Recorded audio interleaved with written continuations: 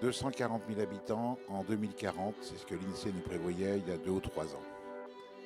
Ça pose énormément de questions dans un département comme le nôtre, pour savoir ce que l'on veut de notre Vendée de demain, et peut-être tout autant, qu'est-ce qu'on ne veut pas de notre Vendée de demain.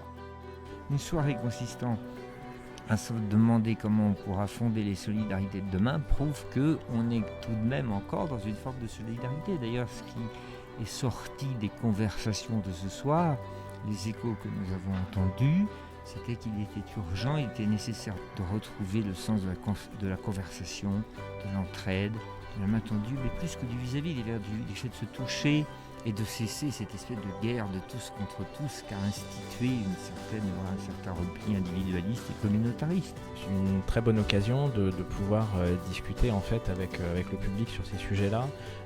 C'est des discussions qui sont souvent au cœur de l'actualité, mais malheureusement sur lesquelles on n'entend pas beaucoup les gens qui sont concernés. C'est une question qui concerne tout le monde, quel que soit son âge. En fait, le message principal de la longévité, c'est qu'il faut profiter, il faut profiter de tous les instants. C'est vrai que le coup près qu'on a aujourd'hui de la soixantaine contribue justement à cette espèce de transition de j'étais actif et maintenant je suis plus actif. La retraite qui auparavant était vécue comme une victoire sociale et qui maintenant fait de plus en plus peur aux actifs parce qu'ils se disent que quand ils prendront leur retraite ils n'auront pas d'argent ou qu'ils vont attendre, ils vont devoir passer 28 ans dans une espèce de quasi-chômage à rien faire et donc ils ont du mal à se projeter. Et il faut justement un petit peu essayer de changer l'image de la retraite.